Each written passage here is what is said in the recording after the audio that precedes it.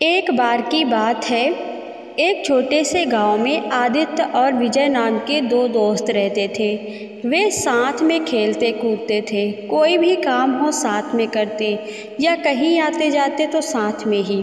वे एक दूसरे के सहारे रहते थे, दिन भर साथ में कठिनाइयों का सामना करते थे और खुशियों का अनुभव करते थे।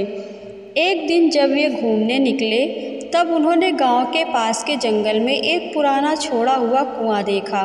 वे उसके पास गए और उसे सूखा हुआ पाया। उन्होंने देखा कि उस कुएं में एक छोटा पौधा जीने की कोशिश कर रहा है।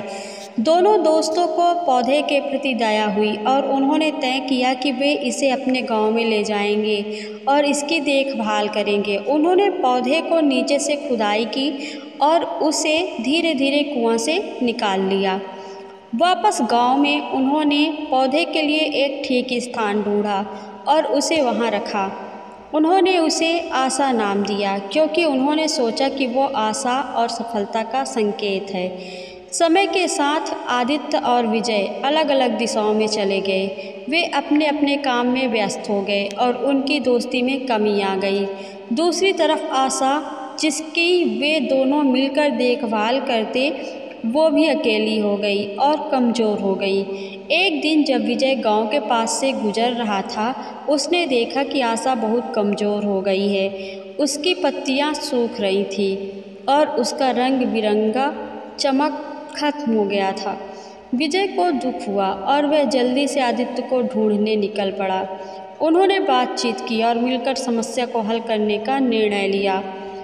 उन्होंने पौधे को पानी दिया, उसे संरक्षित स्थान में रखा और उसकी सुरक्षा के लिए सारे उपाय किए। उसे बचाने का भरपूर प्रयास किया। उन्होंने काफ़ी वक्त बाद मिलकर बात की और अपने खुशियों और दुखों को साझा किया।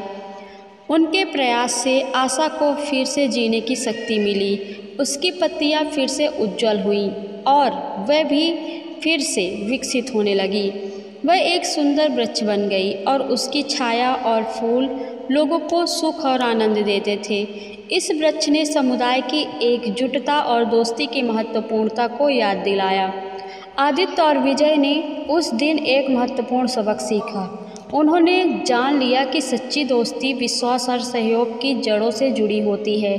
उन्होंने वचन दिया कि वे एक दूसरे का साथ कभी नहीं छोड़ेंगे और उनकी दोस्ती को हमेशा महत्व देंगे।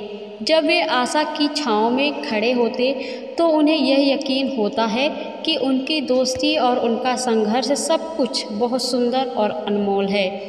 दोस्तों, मैं जानती हूँ इस छोटी सी दोस्ती की कहानी को सुनकर आपको अपना वह दोस्त याद आया होगा जिससे आप काफ़ी समय से नहीं मिले, किसी वजह से उसके टच में नहीं रह पा रहे हैं। तो चलो उससे मिलने की आज ही कोशिश शुरू करो।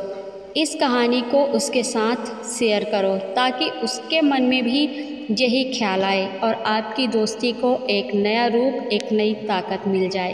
धन्यवाद।